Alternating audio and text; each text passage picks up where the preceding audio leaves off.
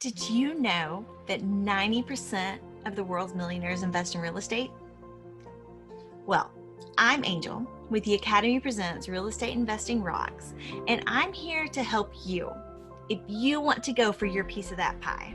I have a really hard time giving myself value.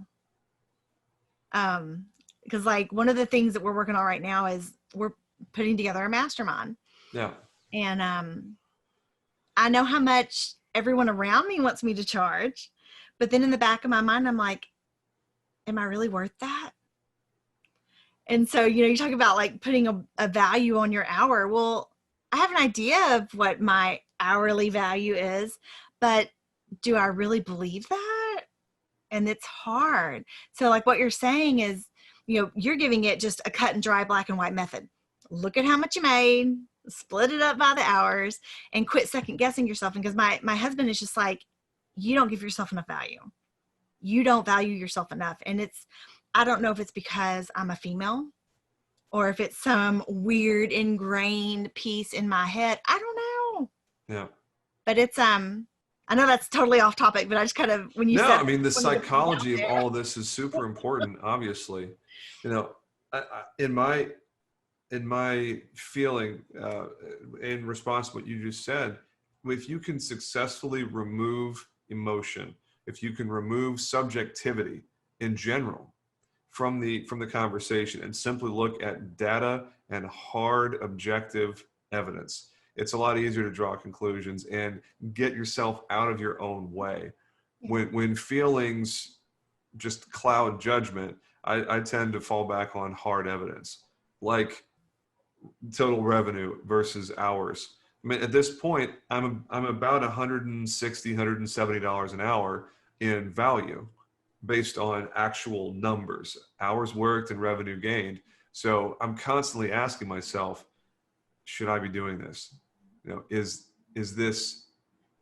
this what I need to be doing right now? Like at this moment, the best use of my time. Is this the best possible way I can use my time right now to deliver on my company's objectives? Or should I be having someone on my team do this? Should I have my VA in the Philippines do this? We've got 4 VAs. We push a lot of that low-level repeated stuff over to them. Or is this something that just shouldn't be done at all?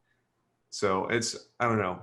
I don't know if that helps you at all, you, Angel, or you, the person watching or listening to this. Yeah. But making it hard evidence makes it a lot more difficult to argue with yourself. Yeah. Well, and it brings me back to the insurance side of it too, is we've got a hard bottom line on what we paid on the property. We've got a hard bottom line on how much it's bringing in every month. We've got a hard bottom line on how much that mortgage payment is, what the debt service is. And if you're looking at all of that information and you extrapolate it out for however many years you think that property is going to be cash flowing, it's a pretty pricey amount. And it makes way more sense to protect that future earning with insurance and with someone that knows what they're doing and can help you make sure that you're covered properly, as opposed to just buying that cookie cutter policy because it was the right price. Yeah. One of the cheesy little, cheeky things that we say to people is, that's fine.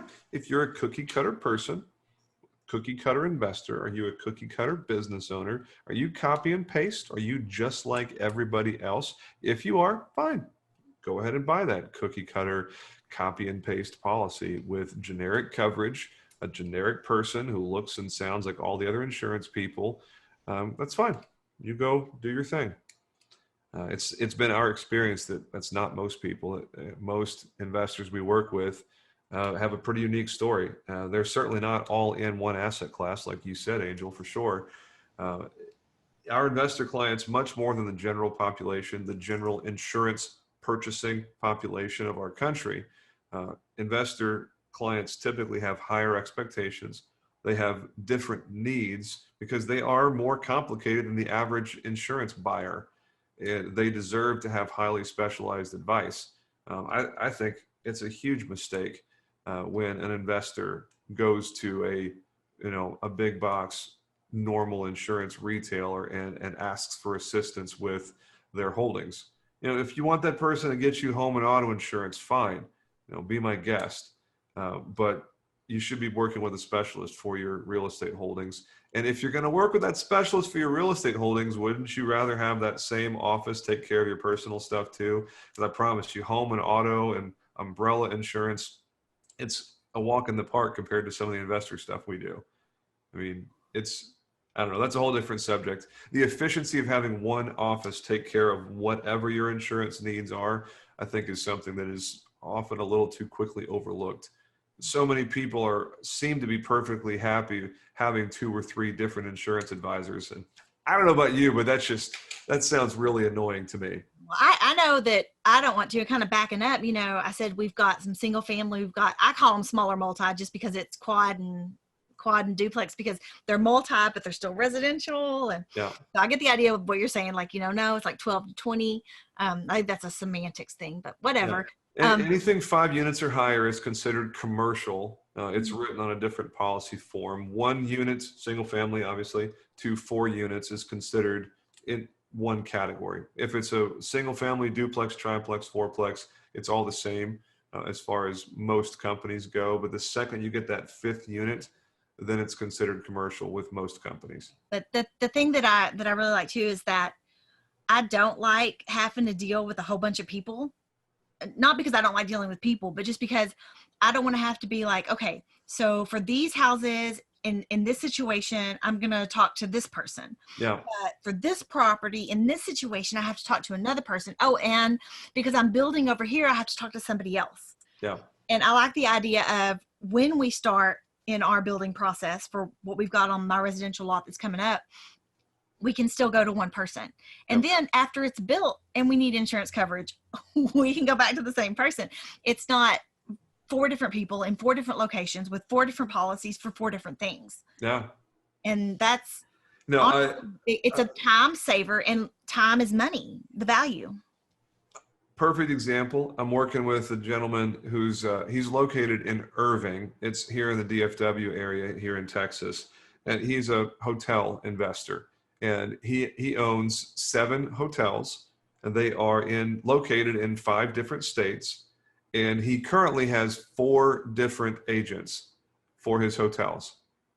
Yeah. And he's just exhausted. He is fed up with just the simple management of his insurance program. He's annoyed at how scattered it is. And we got referred him by one of his other advisors and said, you need to call Riskwell. And we're in the process of navigating through all of his stuff. As you can imagine, 7 different hotels generates a lot of paperwork from a risk management perspective. But when he gets done with that process, we'll be taking care of the insurance for all 7 of his hotels located in 5 different states. He'll have 1 number to call, 1 client portal where he can access all of his documents. We haven't even talked about that. You're going to love that part. We leverage some technology that is different than what a lot of other offices might do. But this investor is going to go from 4 different insurance offices to 1. And that's the sort of stuff we love talking about. Yeah, that's awesome. I think about the nightmares. We've got a special needs son. Yeah. There were times when the insurance was just so convoluted and confusing, and I was having to call pharmaceuticals to get grants to cover copays because his growth hormone was over $1,000 a month. Wow. And whenever I was getting ready to make those phone calls, I had to dedicate an entire day to making those phone calls. Wow. And that's crazy. It's stupid. It doesn't make sense. I mean, if there was a person out there that specialized in taking care of those phone calls for special needs families, holy night, I need to write that idea down. That's the first time I've thought of that one. But most of the time, special needs families don't have a lot of extra cash. But if you think about having to dedicate an entire day to that stuff, this client that you're talking about that has 7 hotels, when he has to make those phone calls, he probably has to set aside several hours to make those phone calls. And how much is his hour worth? Probably a lot. I mean, that's... No, I mean, this guy owns, I don't know, probably $110, $120 million between those 7 hotels. It's, you know, it's well north of 9 figures in real estate value. So I imagine his hourly is pretty significant. Yeah, that's Yeah, when he spends a full day on something, he just cost himself a couple grand. So yeah, that's yeah, I'm like, but I still have like flashbacks of those days when I would have to make those phone calls. And you're like, not there, Angel. It's okay. You don't have to do that well, anymore. it's scary. I just don't even want to have to. And the other thing I think about too is like, so, there's that saying, you help enough people, that you're eventually going to help yourself too. Zig Ziglar. Yeah. You And can have I think whatever you about want it. if you help enough other people get what they want. Yeah. But I think about the fact that we use property managers, and the easier we can make the process for our property managers, Yeah. the better they're going to treat us, because we're helping make their job easier too. Yeah. And so that's kind of that whole idea of wanting to make sure that the roof is good and the HVAC is good and the plumbing is good, just to make sure that our tenants are happy, so Yeah. that our property manager isn't having to evict or threaten, or, well, threaten's that's probably not the way I want to say it, but to, not necessarily prosecute them, but to have to go after them and be a little bit harder, about making sure that things are paid. I mean, if enough people are happy with how things are going down, it just makes the process easier. And when you're happy, you treat people nicer. And Yeah. it's, I Well, just want people to it's be one of those happy. things that I've said so many times with my team. I have, 5 full-time people that work the risk well, and we do some things compensation-wise that's not normal for a smaller office. And one of my phrases I love going back to is happy people work harder. If someone feels valued, if someone feels that they matter, they tend to stick around. And really the same goes for our clients, I guess, and probably for you and your tenants. If someone feels like someone that they're in a vendor relationship with is caring about them as an individual, who understands their needs, understands their pain points, and is eager to, deliver a solution, deliver a product, deliver a service of some kind. At the end of the day, we're all human beings. At the end of the day, everybody wants the same thing, right? We want peace and comfort and love and acceptance, and to be, fully known, and to have that sort of feeling. And, everybody in business gets to deliver small pieces of that, peace of mind, efficiency, freeing up your time to play with your kids instead of being on hold with the insurance company, or whatever it is. I just think it's really important that we keep focused on the really important things, the things that matter most in these sorts of business relationships. And it can be a little bit cloudy sometimes, because if you've been with an office for a while, emotional attachments can cloud judgment, and you start to, feel ways about a vendor that maybe isn't warranted based on fact, or the pieces that you aren't receiving. So that's obviously another conversation for a different day. But, as we wrap up here, what was there anything else you wanted to talk about over the next couple of minutes? Um, I don't think so, because we talked about like if somebody gets hurt. Um, and I guess really just the neatest part about your firm and what you offer is it's that like efficiency, Yeah. and just an actual person that looks at you and your properties as its own thing. Yeah. So like, obviously you wouldn't set us up with the same kind of coverage as you would someone in another town with properties that were built in 2000, as opposed to us that have properties in the 50s and the 70s and the 80s. And knowing that you're working with someone that is taking all of those things into consideration. And I mean, I think of other things too, because I know like clearly we're risk averse, so we wouldn't be worried about insurance, but that you don't, I don't know how to say, you don't trick us into risk pooling. Yeah. There you go. Risk well is So a verb. Make sure you risk well. I think about like when I was in school, one of the things they taught us was that you never say you want the low deductible, because that automatically means you believe you're going to be in wrecks. Yeah. And so they put you in a different risk pool.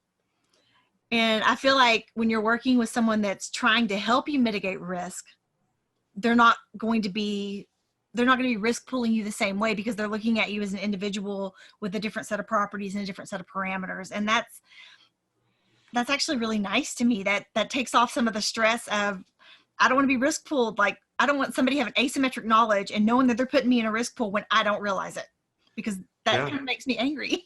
Well, and you bring up an excellent point, because it really is a big part of how we work the client relationship. Those pieces of advice after the fact, when someone is already a client, it's having those conversations of, let's look at the situation here. Should we file a claim? Should we pay this out of pocket? How does this claim play into the bigger picture? What's your anticipated out of pocket if you file a claim here, because it affects the rates over here?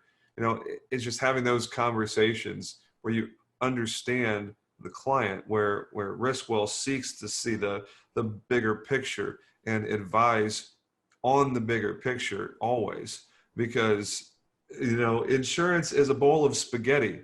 Insurance is not waffles.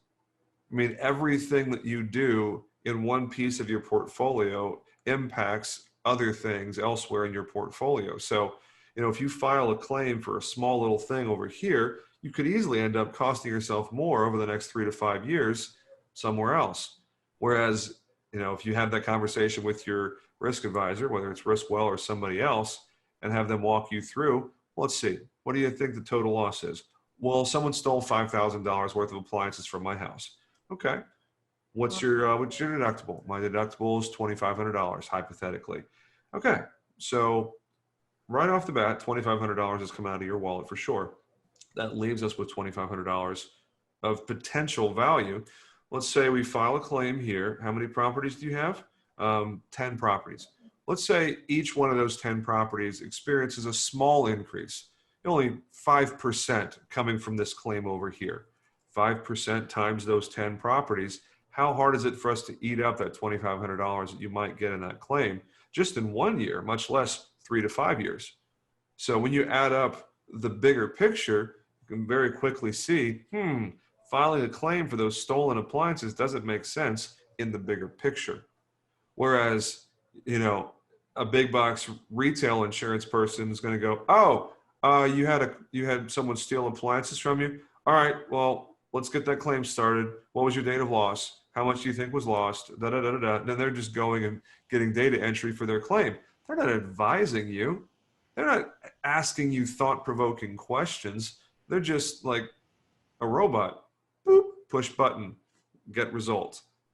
I mean, I don't know about you, but the idea of being advised by the McDonald's of insurance doesn't really appeal to me. No, and I think too, like, just with your knowledge of your client, like in this new portfolio that we're looking at, it is older homes. So one of the things my husband and I have discussed is taking the excess and making sure that we're stacking it away. Yeah. Because it is a new class for us. But we know that there's going to be more problems. And when there are problems, they're going to be pricier in, say, our 80s and newer homes Yep. that we have. And so we know that we're tucking that money aside. But I would hope that your client would be upfront with you and say, hey, we're tucking this aside. And if something happens, we don't have to necessarily come out of pocket, even though it still is. But we've got we got our own little insurance sitting back here, Yeah. just in case something like that happens. Because I would think that as a risk advisor, you would know, well, my clients don't have any extra that they're setting aside, or that they do have extra. And that would also bias how you advise them in those situations as well. Yeah. Well, because you always have the choice. I mean, obviously, lowest total cost versus how does this affect my cash flow on a monthly and annual basis? Because some people would prefer to have that lower deductible, and they would prefer to amortize those distributions over 3 to 5 years rather than have a lower total cost right now. And that's the beauty of having a client relationship. Either one's fine. It's just a question of which do you prefer? Do you want the lowest total cost for your insurance, which is commonly referred to as total cost of risk in the risk management world, because it's the actual insurance premiums plus deductibles plus indirect costs. There's a whole bunch that goes into total cost of risk. But really, there's no wrong answer. It's just a matter of, do you prefer lowest total cost or, better cash flow? There's not a wrong answer. It's just a matter of what kind of advice are you getting, and is the party that is advising you, do they have these solutions? Do they have the right products to offer you to help with whatever the problem is that you're facing? So I think that's probably a good way to end my little piece. I feel like that you've done a good job of pulling out some of the things that Riskwell does differently, which at the end of the day, our little motto is life is risky, risk well. And you've definitely pulled out some topics that I think most people aren't risking well. They may be paying too much attention to TV commercials. Yeah, well, and like you said, I mean, we don't know what we don't know. Yeah. And if you don't go with someone that's going to help you see what you don't know, Yeah. You're only going to be hurting yourself in the long run. So agreed. Well, Angel, thanks so much for having me. This was fun. Hopefully the people watching this, listening to this, you got something useful here. Let me just throw my information out there. I imagine your production people will put this up on the screen later when they doctor all of this. But if you want to reach out to Riskwell, feel free to reach us by email at info@riskwell.com. Just like it sounds, RISKWELL. You can call us at the office anytime. It's 469-678-8001. And our office is open 8:30 to 5:30 Central Standard Time. And like I said, we do business in 24 states. So at the risk of shamelessly promoting my business, I'd love to have a conversation with you, listener or viewer of this. And yeah, that's really all there is to it. Thank you again, Angel, for the opportunity. This was fun. I enjoyed it. This was awesome. To all of the viewers out there, I hope that you got as much out of this as I did. This was awesome. And I look forward to seeing you next time. So y'all have a great day, and I will see you guys later.